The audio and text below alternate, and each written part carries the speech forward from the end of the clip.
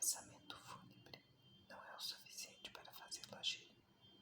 Prefere ficar onde está, resistir enquanto for possível. O frio não é o seu pior inimigo, mas também a fome. Desde que a guerra civil recomeçou, o vilarejo ficou isolado, esquecido entre os vales montanhosos, desprovido de abastecimento. A economia local perdeu força. Reconhecido por sua força, bravura e produtividade na fundição do ferro e do aço, Ivan viu de perto a desgraça devorar a região. Aconteceu muito depressa. A invasão dos rebeldes da capital, o cerco às cidades vizinhas, as tempestades de neve que soterraram trilhos e dificultaram o contato do vilarejo com a civilização. No início, o desespero e o medo dominaram os habitantes do vilarejo. Agora, passadas pouco mais de 9 luas, reinam o silêncio e o conformismo. Muitos morreram nesse meio tempo.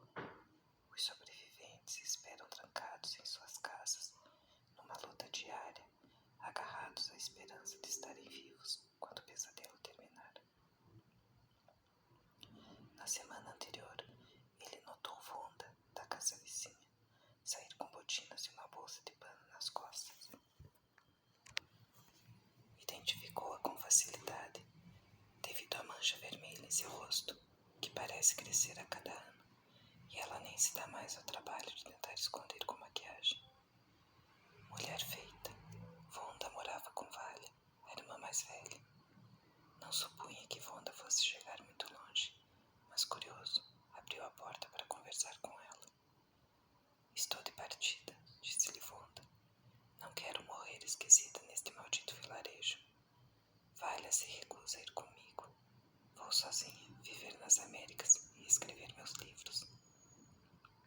Logo depois, foi a vez de Anatoly. Ivan estava na janela, quando ele saiu de casa. Beijou a esposa e os 3 filhos e partiu a pé, rumo à capital. Entendeu o que o homem estava fazendo. Se ficasse em casa, esperando que a sorte lhe sorrisse, perderia toda a família para a fome ou para o frio. Era preciso se armar de coragem e enfrentar o perigo, sair em busca de alimento. Inspirado pela lembrança, Ivan cogita fazer o mesmo. Mal se recorda da última vez que comeu verduras ou que mastigou carne. Até quando seu estômago suportará se alimentar de apenas um biscoito de farinha por dia. A ideia de seguir para a cidade o abandona com a mesma rapidez com que surge. A possibilidade de passar dias caminhando na neve, dormindo no solo gélido da floresta, chega a lhe causar náuseas. Se for para morrer, que morra na cama, aquecido pela brasa que arde na lareira. Ivan prefere evitar o desgaste, prefere se manter ali, seguro. Caso a situação piore, ainda tem as 2 negras no porão. Se quiserem comer, elas terão que ajudá-lo. Faz muito tempo que não comem em um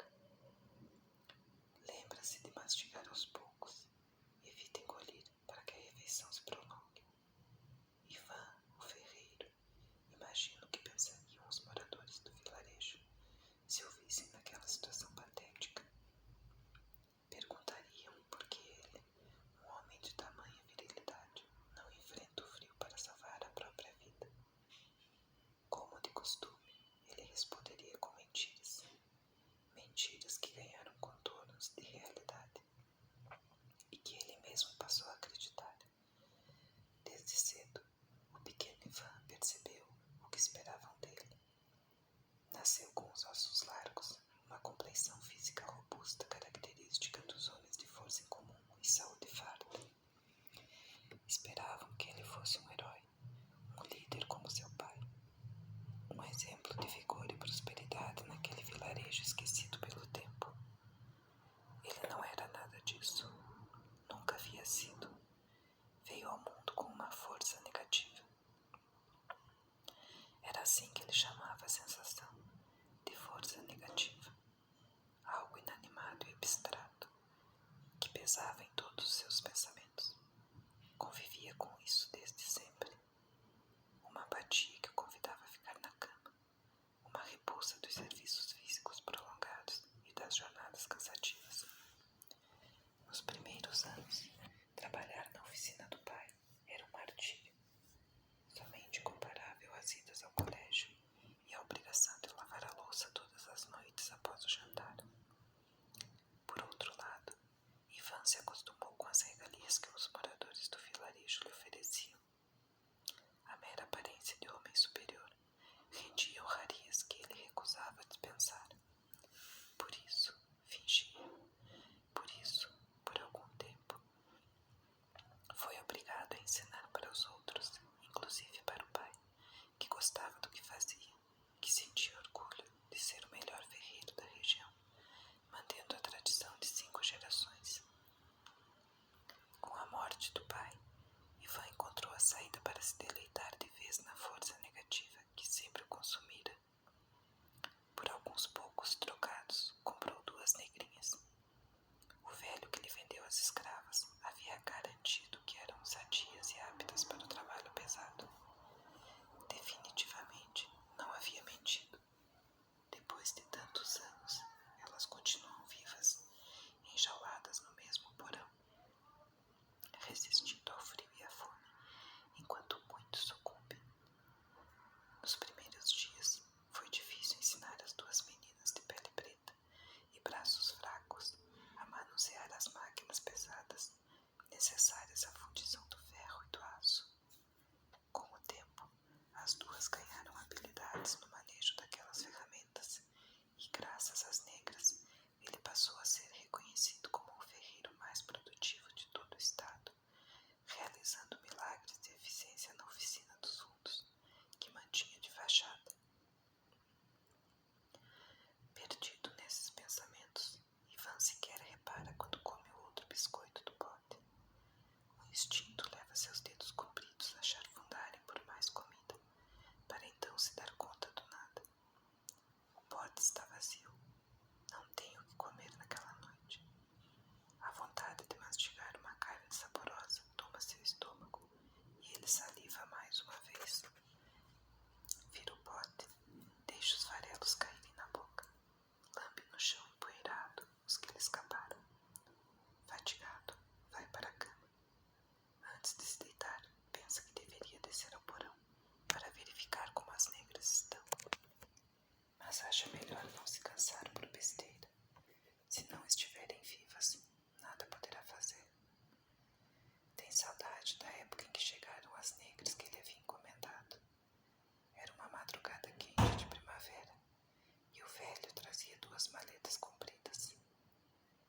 Com um sorriso abriu as maletas diante da lareira, revelando 2 corpos raquíticos com olhos assustados. Deviam ter seus 7 ou 8 anos, muito parecidas na dor e na miséria. Ivan as levou escada abaixo até o porão, onde elas viveriam trancadas na jaula firme que ele mesmo construíra. Em todos esses anos, ele não lhes dirigiu mais de 1 dúzia de palavras. As 2 conversavam num dialeto sussurrado, quase diabólico. Ivan evitava também saber de onde vieram ou o que pensavam dele. Sempre teve o coração mole e não podia se deixar apegar. Tratava as negras como máquinas que lhe poupavam o esforço de horas de trabalho na oficina. Para facilitar o controle, talhou com faca molada uma identificação no braço de cada uma. 01 e 02. Só então passou a diferenciar as 2. 01 era mais prestativa e inteligente, disposta a trabalhar mais de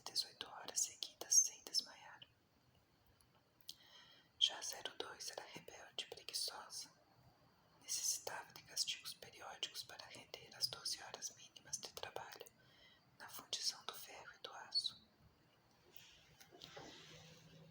Tudo funcionou em plena tranquilidade até o dia em que o negro caolho chegou ao vilarejo.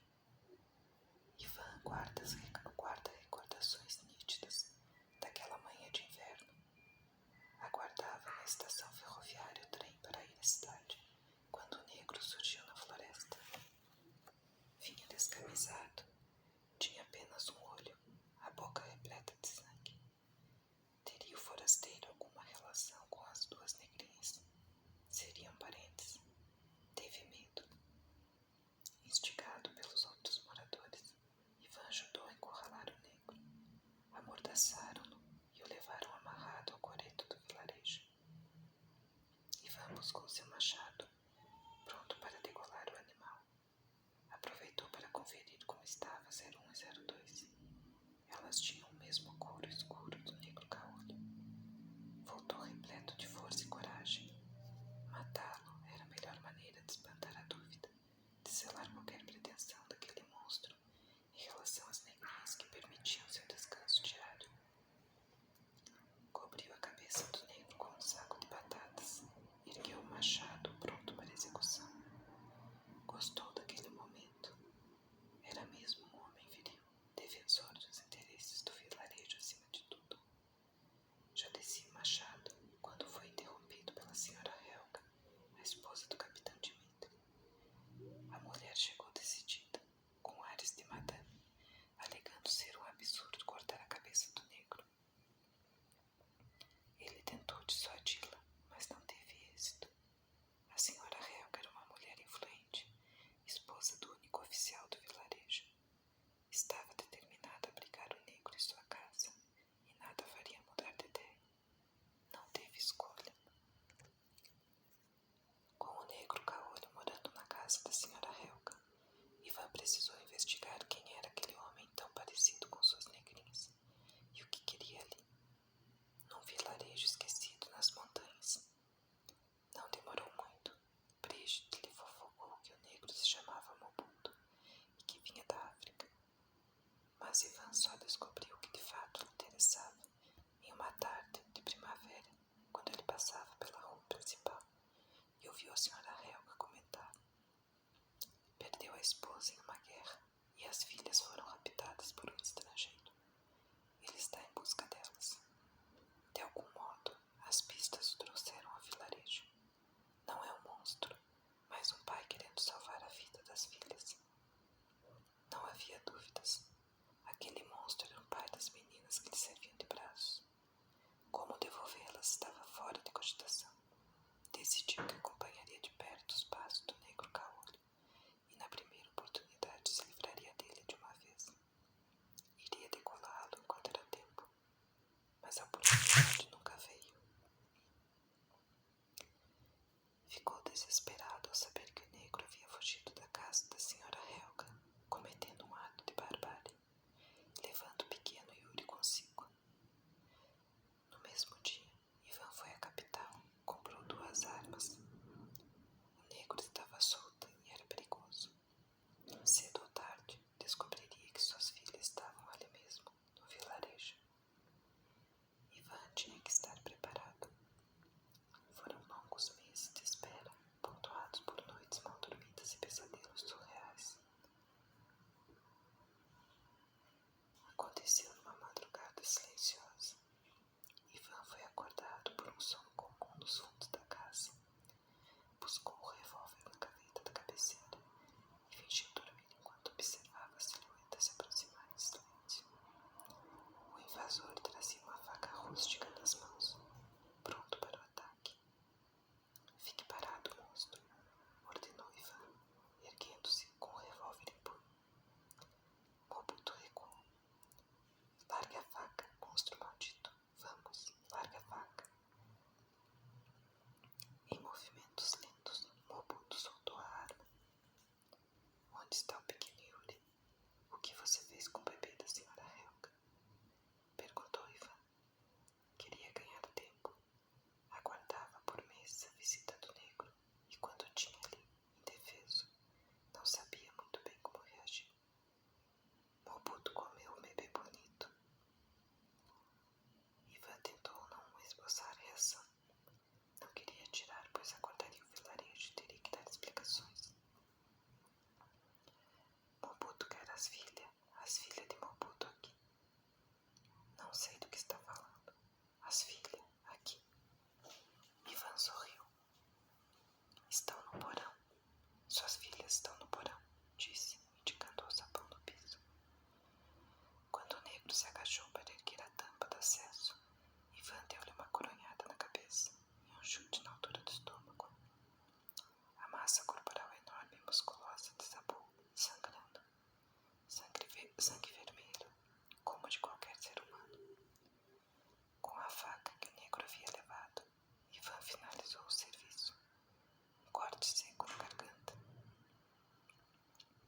Após enterrá-lo nos fundos da casa, Ivan tentou dormir, mas foi impossível.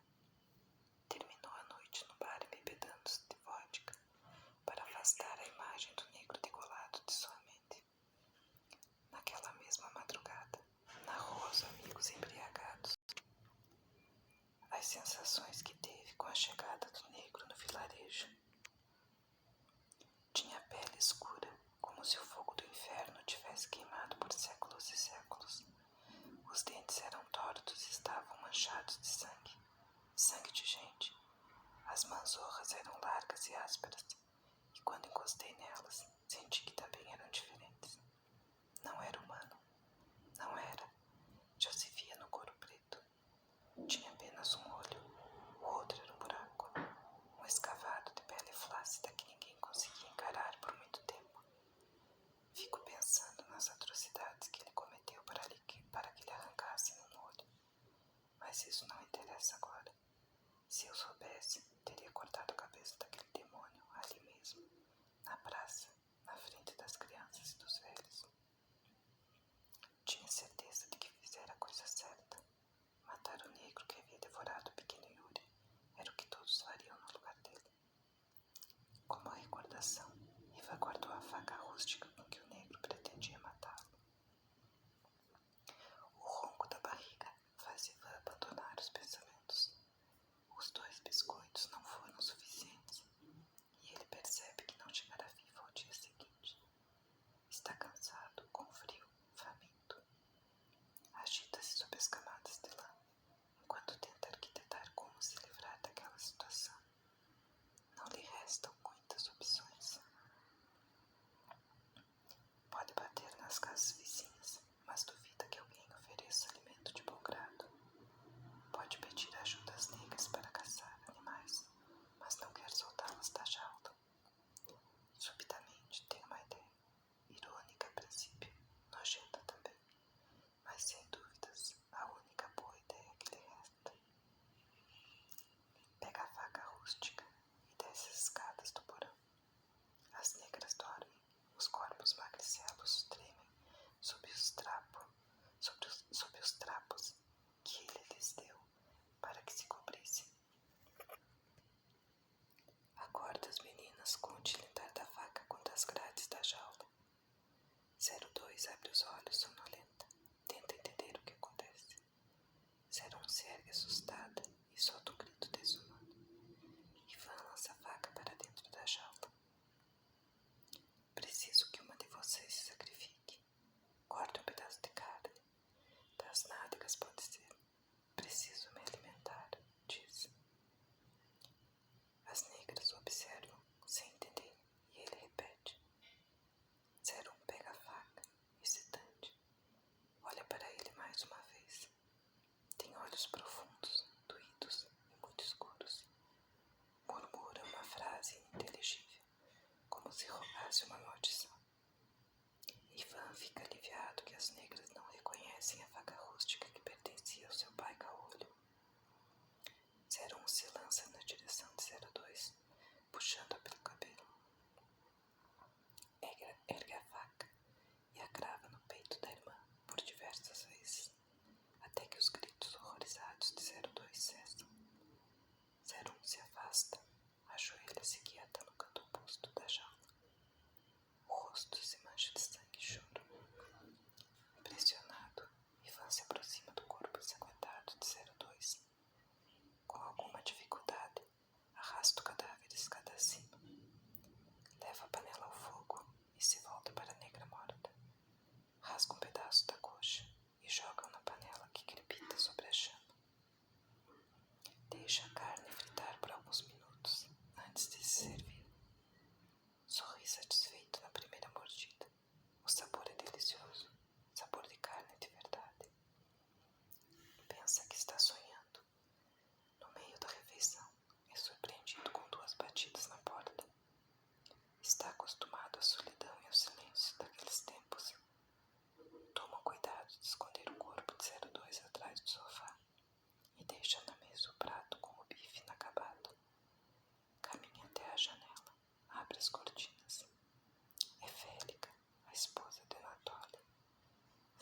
casaco pesado, as mãos escondidas nos bolsos.